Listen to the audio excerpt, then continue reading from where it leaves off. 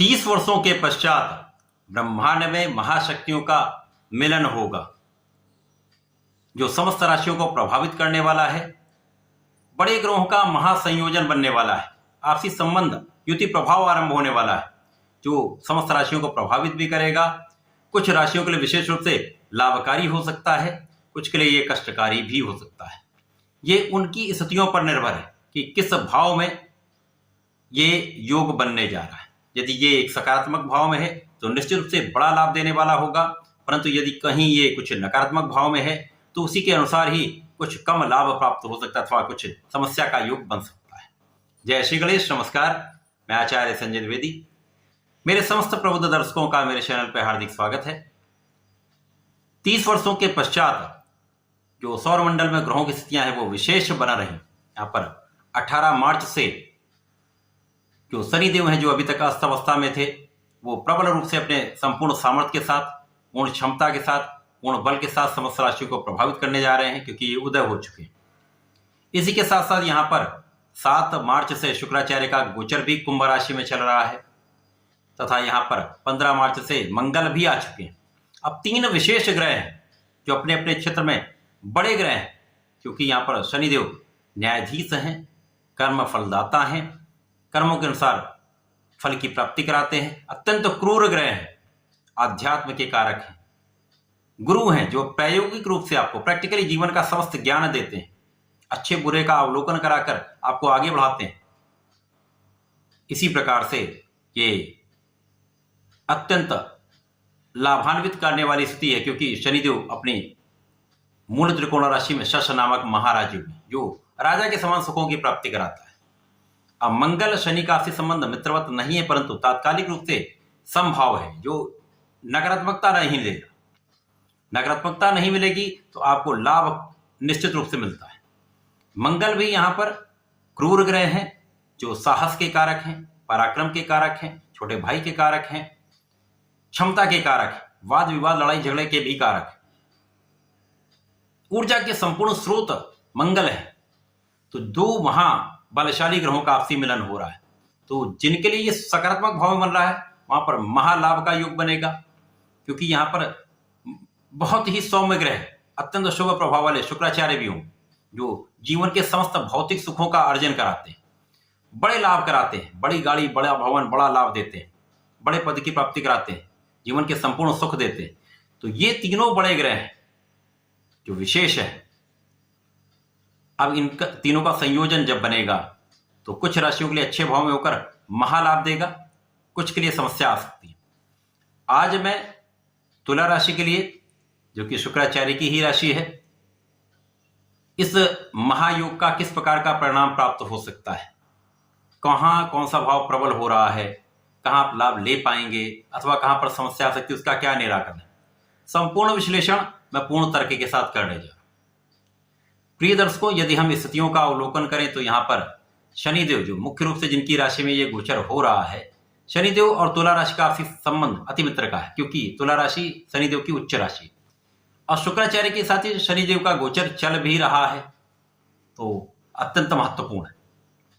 शनिदेव यहाँ पर चतुर्थ भाव के स्वामी तथा पंचम के स्वामी है, एक केंद्र तथा एक त्रिकोण के स्वामी होकर त्रिकोण के भाव में, पंचम भाव में गोचर कर रहे हैं। अत्यंत प्रबल अवस्था में संपूर्ण रूप से महाबलवान स्थिति है।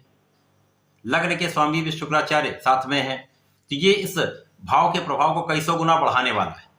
अब मंगल यहाँ पर सप्तम के स्वामी है तथा धन के स्वामी, जो विशेष भाव है। तो इन तीनों का यहाँ पर तुला राशि के लिए एक विशेष संयोजन बनना महालाभकारी है, क्योंकि यहाँ पर केंद्र त्रिकोण राजयोग का लाभ मिलेगा, शश नामक महाराजयोग का लाभ मिलेगा, लग्न की प्रबलता प्राप्त होगी। लग्न की प्रबलता जब मिलती है तो निश्चित रूप से आपके गोचर का परिणाम सर्वश्रेष्ठ मिलता है। तो निश्चित रूप से यहाँ पर आप प्रभावी भी होंगे, आकर्षक भी होंगे, आपका सौंदर्य भी बढ़ेगा, आपकी क्षमता में वृद्धि होगी, आपके अंदर ऊर्जा का प्रवाह बहुत श्रेष्ठ रहने वाला है, तो एनर्जी भी बहुत अच्छी रहती है। तो आप अपने कार्य क्षेत्र को संपूर्ण रूप से सर्वश्रेष्ठ रूप से संपादित करते हैं।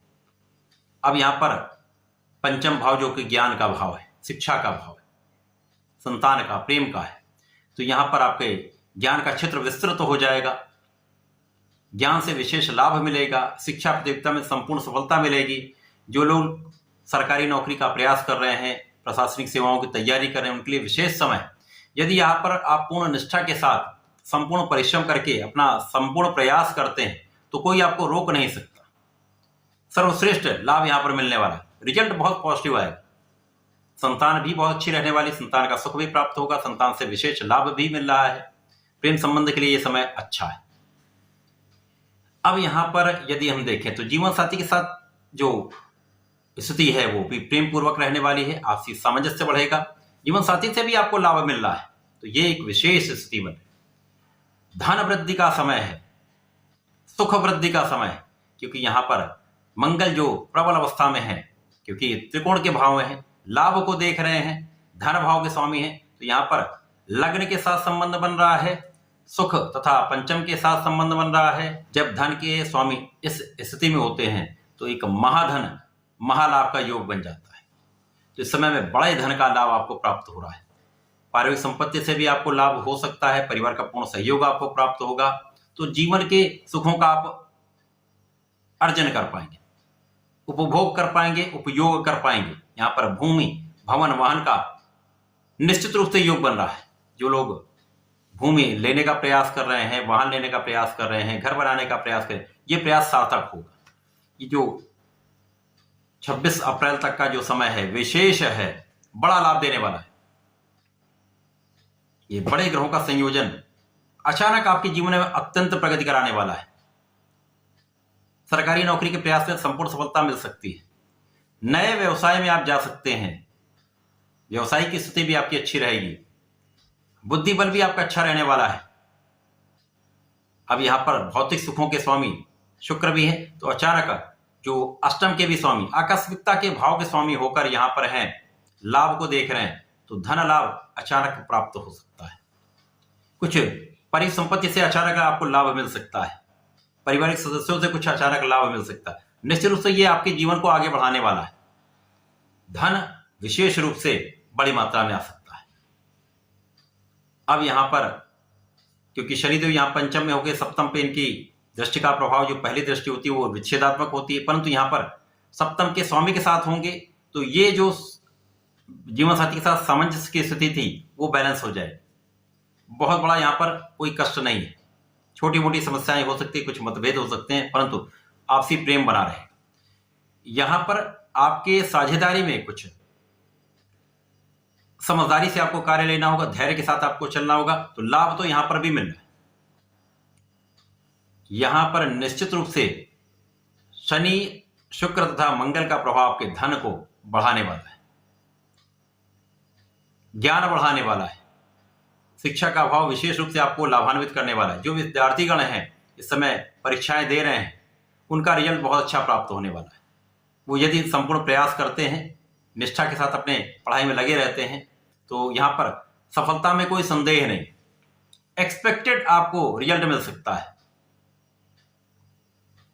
तो ये समय विशेष है। यहां पर कुछ चीजों का आपको ध्यान रखना होगा। यदि विदेश से संबंधित व्यापार में है या ऋण से संबंधित कार्यों में है तो यहां पर बहुत समझदारी से आपको कार्य करना चाहिए।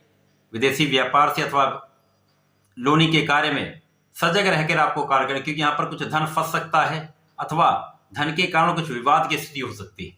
तो कुछ ध्यान देंगे, सावधानी रखेंगे, अपने कागज को कंप्लीट रखेंगे, किसी प्रकार के लूज पोस्ट नहीं रखेंगे, तो ये समय आपके लिए अच्छा है, कहीं कोई बड़ी समस्या नहीं।